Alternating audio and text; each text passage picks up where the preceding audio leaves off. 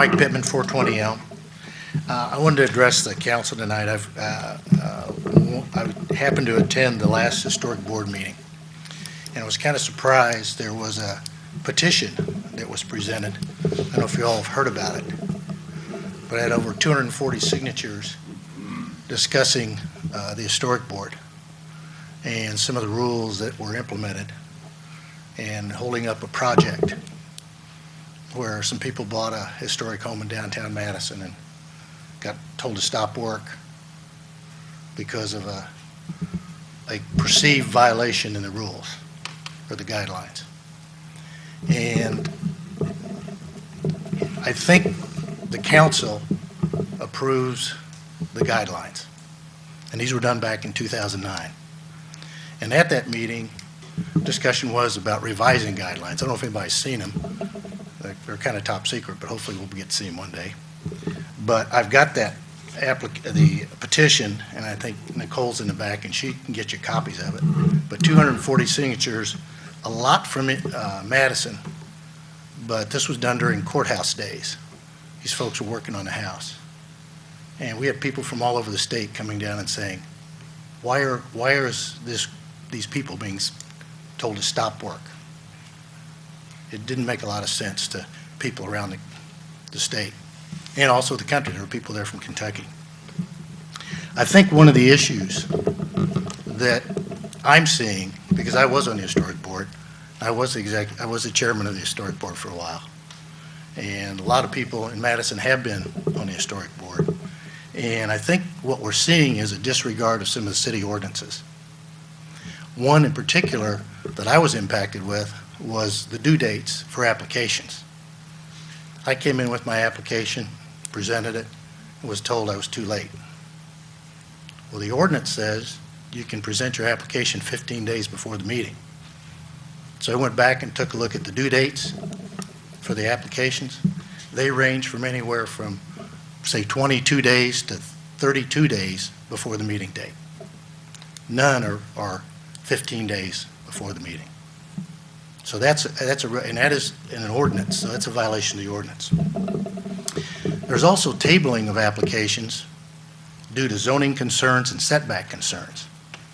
And there's a city ordinance that says the most restricted, and I'm probably preaching the choir here, Darrell, I'm sorry.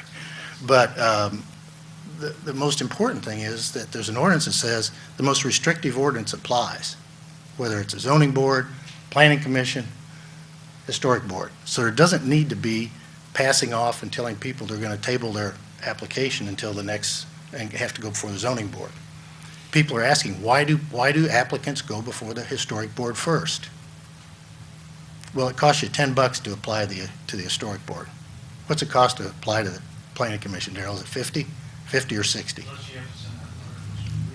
Well, I did it. It's about 120 total cost by the time you get it done. So if I'm doing it, I'm coming to the historic board first. Just makes sense. So I think there's some issues that need to be cleaned up there.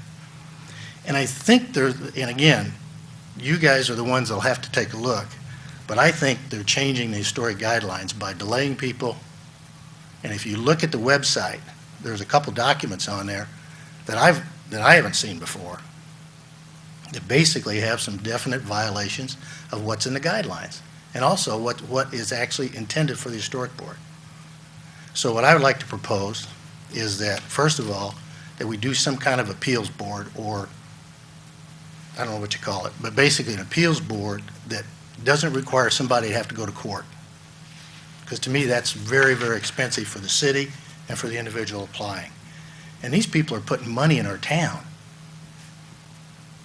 And I want them to be successful. And for, excuse me, for them to have to go and hire an attorney to fight it, plus worry about whether they're going to get their project done or not, is just, to me, beyond the pale. So I guess what I'm asking for is, and I don't know how we do it, but I would like to see, because many other cities do have appeals boards. And it's usually 2 or 3 people. If there's somebody who is delayed, whose application is denied, or maybe they get talked into something they don't want to do. It gets approved, and they say, wait a minute, they think about it and find out, well, this procedure will cost 3 times what I was going to do. So I would like to see something along those lines if we can do it. And again, there's plenty of people in this town that have served on the historic board, I think, that would be willing to do it. And maybe we can pull, I know you guys don't have anything to do, but maybe pull one of you folks into it too, as well as city councilman. But that's Over the years, I think I think Laura was on when we approved the guidelines in '09, somewhere back in there. Yep. 09. And, and you've seen the historic board change with people change over the year. I even remember Jason Pattison, I think it was, that was arguing the point, because he was trying to redo a house, that guidelines are guidelines aren't the ordinance. Sure. And that's always been one of the major arguments is, Sure.